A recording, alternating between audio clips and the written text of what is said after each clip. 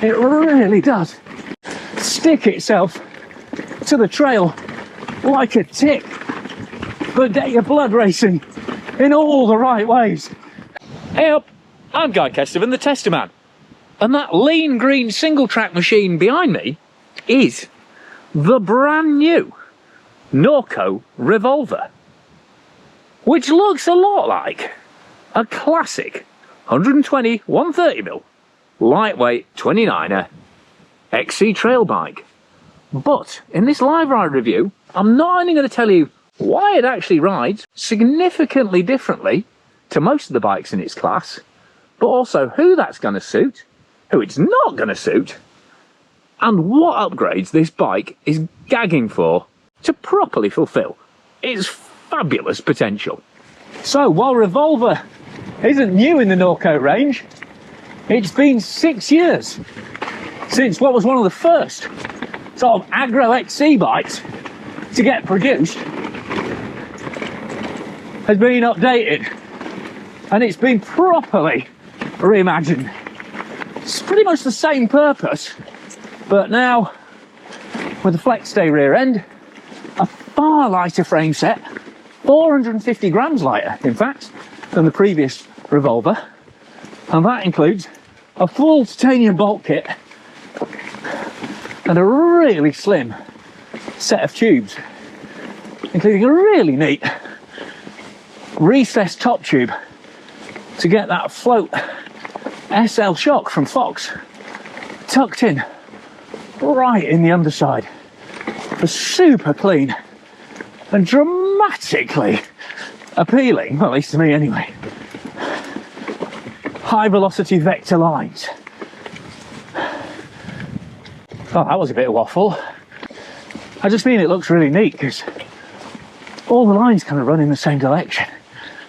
And that weight loss means you're now looking at a properly lightweight bike. So 1625 grams without shock, if you believe Norco's numbers, which is featherweight category. And sort of all day all eat. Specialised Epic 8, Cervelo, Blur territory. Like, same as a Scott Spark as well. Obviously, another bike in this long, yeah, the bike pretty much established, longer travel XC, but significantly lighter than sort of fast 120mm trail bikes like the Trek Top Fuel, Santa Cruz Tall Boy, Yeti USB 120 by up to a kilo. And they've even gone so far as to fit a full titanium bolt kit to keep that frame weight down and that potential complete lightweight super competitive. But what they haven't done is eased off any on the trail capability, certainly not in terms of the geo anyway. So it's all fixed, there's no chucks or cams to change. So 66 degree head angle, 75 degree seat angle, across all sizes, 5 sizes in all, 468mm reach on this medium C3, and bar and stem are the same across all sizes as well. So 760mm wide, 50mm long stem, Norco own branded alloy on this model. I always get this nudge wrong.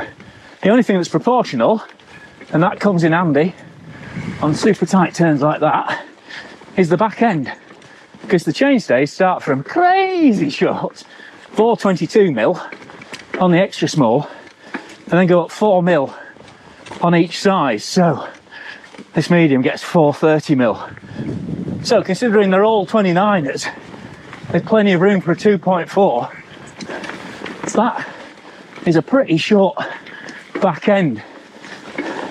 Keeps the overall wheelbase relatively low, but really gives it that proper skid steer, slide and jive at the back end. So if your trail looks more like something out of Tron than your average flow trail, which tends to be the case up here in Jofflandia, this part of Stainburn, then that is a real bonus in terms of nipping and tucking the bike around while still having a reasonably stable front end.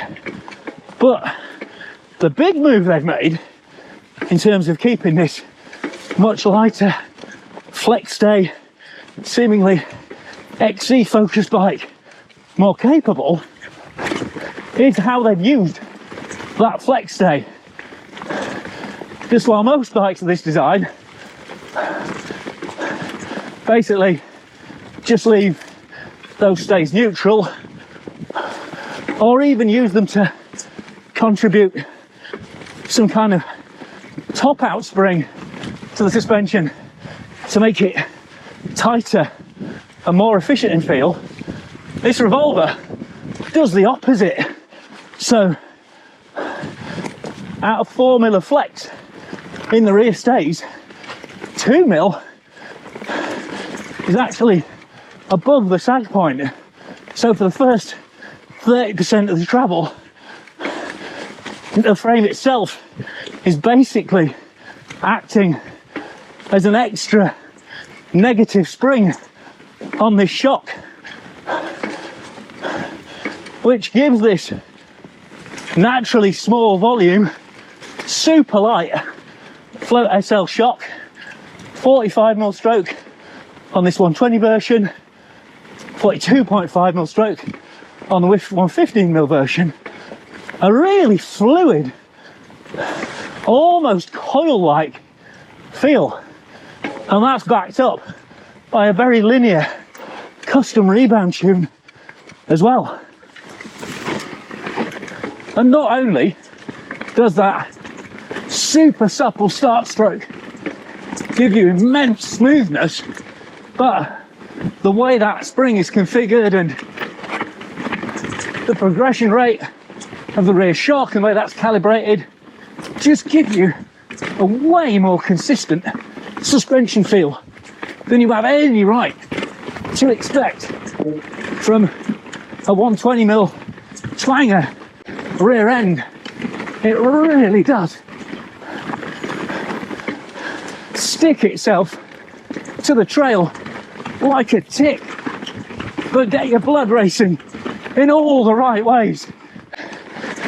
This Revolver really is properly worthy of that Norco downhill heritage of the brand, in the way it loves to be charged and chucked into situations. And while that short back end can certainly kick out at times, like any short chainstay bike, especially one with a plushy chainstay, what's really impressive is how well the front end can hold the line with such a light frame, with such a slim top tube. You can properly ride this bike on the front, and not just on tight and twisties, which it absolutely adores, but also big open rocky descents like I was riding in the Lake District on the first ride. This bike massively outperforms its category and its expectations, to the point of getting PRs on sections that I've done on much bigger bikes in the past. But if I was being totally honest, there's a reason that the rear end sounded a bit more clattery than you might expect for something I'm gushing about how smooth it is. And that's because I'd forgotten to switch it to open and left it in the medium position. But there's a reason I've been running it in the medium position a lot, and we'll talk about that on the next climb. Because while in open, that super easy supple start on the shock, aided and abetted by that negative spring from the seat stay, means it's really smooth and climbs up and over blocks easily. Plus, Norco have placed the main pivot, so there's very little suspension pullback in any of the gears. So the anti-squat is very, very neutral, which again means there's no interruption of your pedaling when you deliberately take the janky route. So little rocky, steppy stuff,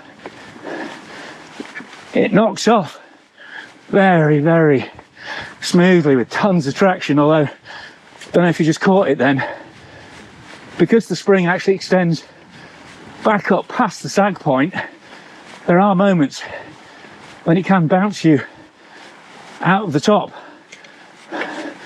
of the shock and really spring up off the ground. So it's not totally consistent, especially on square edges at really low revs and high torque. And also, when you in that situation, that shock, obviously with no big amount of anti-squat to fight against that negative spring, really bounces and bobs under power. So if you're used to a typically taut and efficient feel from your short travel cross-country bike, this could easily feel more like a regurgitator than a revolver. So you've got two options: either to drop the gear, spin, relax your shoulders, or if that isn't an option because of the terrain, steepness or whatever, you're going to need to flick it across into that medium mode, because even then there's actually only a medium amount of compression on it, so it's still pretty fluid, and you might even have to go to fully locked for a properly taut feel, or to get any sort of sense of efficiency on the road, which is pretty rare for a mountain bike these days. And to make the most of that super supple head start on the shock, Norco have also spec'd a medium compression tune to really open up the shock, whereas a lot of short travel race style bikes will get a really firm low speed compression to stabilize things and give that crisp, efficient pedaling feel.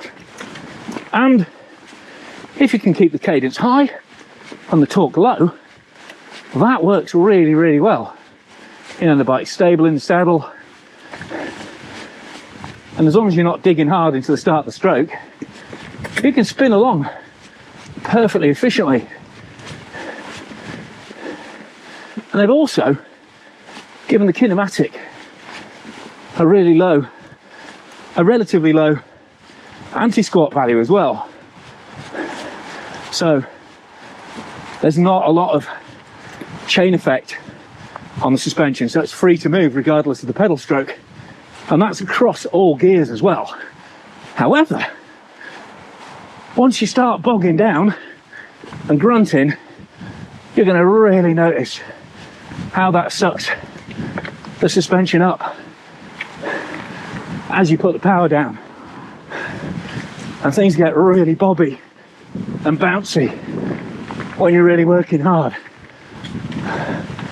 at low revs. However, for those rooty sections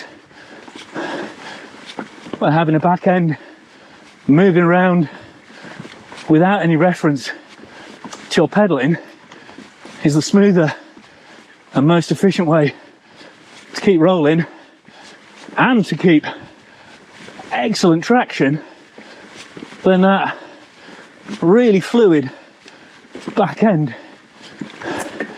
is a big bonus with a Revolver.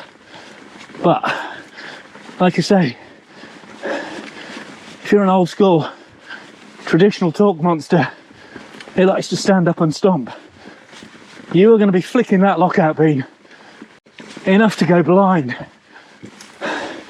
So it's good news there's actually porting for a remote cable underneath the top tube, but as well as a remote manual option, Norco also offer this bike with RockShox flight attendant, so the automatic compression setting shock system that will do all that lever flicking for you.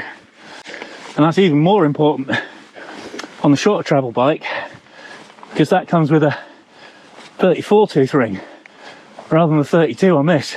So a lower effective anti-squat and even more pronounced pulsing and movement at those lower revs and higher torque. There we go. So this is a prime example of when you want to reach down and flick that pedal lever across to firm things up. But the good news is, if you don't want to fit a remote or spend out on flight attendant on the flagship model, then, as I'll admit, it was Ryan, my mate, who pointed this out, having ridden the bike, because I was like, you should never have to use the lockout a lot on a modern XC trail bike. It should just go, which is the truth for the vast majority of bikes in this category. If you just leave it in that middle setting, don't think of it as a climb lever, more as a kind of, well, just ride setting lever, then that little bit of extra compression, even though it's not much, really firms the bike up, makes the pallet pedaling a lot more palatable, while still keeping an impressively smooth and high traction bike, just without that kind of extra bob and bounce and a little more chatter through the feet. So basically just makes it feel like most other XC bikes. And again, as the ever reasonable Ryan pointed out, isn't that what you want from a mid setting? A setup that you can still use most of the time, and then get it open for descents, and then firm it right up for climbs. And I guess I'll have to begrudgingly agree with him, because since he's said that, I've spent the majority of the time doing precisely that. And that compliance absolutely feeds into Norco's view of this as a more of a lightweight, highly capable trail bike than a conventional race bike. Now this is a bike, comes from the land of the BC bicycle race and other super technical epic events, where that smoother ride again is just going to really play out in terms of reduced fatigue over longer distances, and even just individual hits, because there's less pullback, well, practically no pullback through the system as you're rolling through. You're not constantly having your legs jerk backwards and getting them fatigued that way, like you will on a higher pivot point bike, such as that All-Bay that I tested a few weeks ago, that I felt amazingly kind of power focused and responsive, but you definitely knew when you'd done even a relatively short but rough descent. Whereas this Norco just keeps on flowing all day long. And that big epic lakes ride we did, Polaris, which is the first ride I did on this bike, really showcased that superbly, because not only was it super fast on the big wide open rocky descents, but also really energy saving on them too. So I actually finished what was a big old day, a big old hills, remarkably fresh. Don't know if you heard there, foot hit a root, popped out, which you might be surprised at if I told you that the static BB height is 342 mil, which is a lot for a 120 mil travel bike, and it's only 32 mil BB drop. However, because that suspension naturally sits low,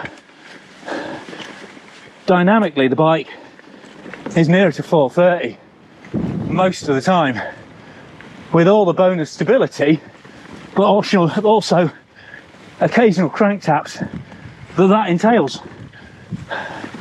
So even the extremes of this design are basically very easy to dial out if just having a gorgeous green lacquer job, sorted geo and double bottles on the down tube are enough reason to make you buy the Norco. But there is something else you're going to have to overlook, and that's the relative parts value, and in particular the wheels when it comes to spec. I mean, obviously the headline piece of spec on this bike is that new Shimano Di2 wireless, and I'm going to do a full video on that, but the bottom line is it is very good, very fast shifts, and obviously without all the cable complications of a wired group set or any of the, I mean, we don't know long term how it's going to last, but Shimano normally do a very thorough job, so I'd be surprised if it was mechanically vulnerable, and it's, you know, deliberately designed to take some knocks with the profile of the rear mech and its sort of auto dislocation system. Plus it's got a new clutch which keeps the chain more stable and doesn't need adjustment, so that's a bonus too. But if you think you're getting full Dior XT on this bike, just because that's what the rear mech and shifters are, you're going to have to think again, because all the other Shimano kit on this bike is Dior, not Dior XT. So chain set, chain, cassette, brakes, brake rotors are all kind of entry-level Shimano, which I've got no issue with in terms of functionality.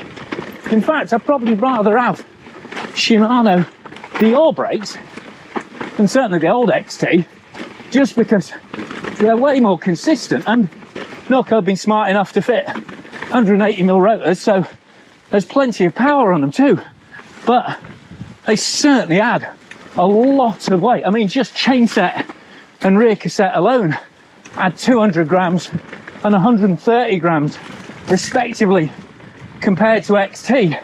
So on a chassis where they've gone to all the trouble of fitting tie bolts, you're really losing out, and are probably going to want to look at upgrading. And also these Stan wheels, well, again, Dior hubs, super reliable, but Stan's Arch D rims, 28mm internal, you know, decent robust rim, but basic pinned rather than welded construction, a weight knocking on for 600 grams, and 32 J-bend plain gauge spokes per wheel. So basic heavy spokes. So while there's a lot of redundancy and strength in that setup, they really aren't helping the responsiveness as this Revolver, which combined with a pedalling manner that can easily get bogged down,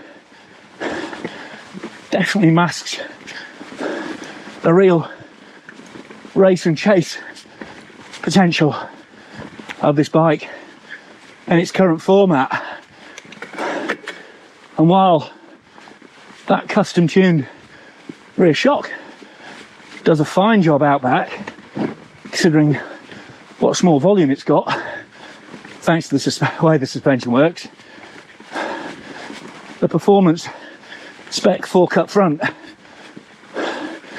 definitely gets out of its depth quicker than the back end, because while it's a lightweight, optimized, computer crown designed, the latest generation structure, it's got a relatively simple grip damper in there.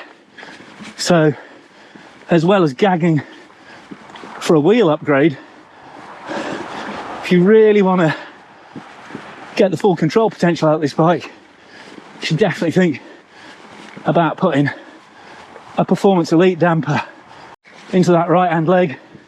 And the fact it's gagging for all these upgrades to fit full potential is more of an issue when you consider that while the Specialized Epic Evo Comp, which is, very, very close on spec. I mean, it's got SRAM S1000, which is probably nearer to D or Di2, but the weight's pretty much exactly the same, and alloy wheels, etc.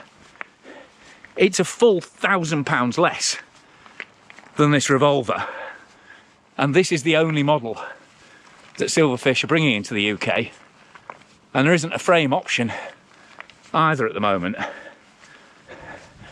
So there's definitely some questions of value in play when it comes to how many greens you need to spend on this beautifully green machine. And that lacquered green finish saves a couple of 100 grams over a conventional paint job, and that makes it, coincidentally, a couple of 100 grams lighter than the Epic Evo frame set. And details like captured cable routing and nothing nasty going through the headset all play into the Norco's favour. And while you could argue that having a 2 kilo wheel set is definitely a bonus in terms of sure-footed ride feel and making the most of those Forecaster front tyre and Recon rear, I can also tell you that having ridden this bike with a 1400 gram wheel set, the difference is very, very dramatic when it comes to putting the power down and just that hop, and play agility that this bike really deserves when they've spent so much time making the suspension so supple, the frame so light, and still keeping it surprisingly accurate and taut when you do firm the suspension up before you start stuffing it into corners hard. So, what's my ultimate summary on this Norco Revolver? Well, I think it's exactly the bike that Norco were describing when I've chatted to Jim and Colin, the product manager and suspension tech behind the design process. It's an XC bike for the way Norco want to see XC ridden. Rowdy, high mileage, highly amusing backcountry rides, or just playing in the woods. Not necessarily your skin suit and aero helmet World Cup workout, but proper speed for people who are fighting against e-bikes for their attention and their trail space. And you want something super composed, highly controlled, but with a properly featherweight frame at the heart of it. And that's exactly what they've delivered with this distinctive Revolver suspension system and very, very sorted geo. The only question really remains is how much of a premium you're prepared to pay for that in terms of the kit that you're getting for the cash, and how smart you are at remembering to play with your shock levers to get the ride feel you want for the part of the trail you want it on.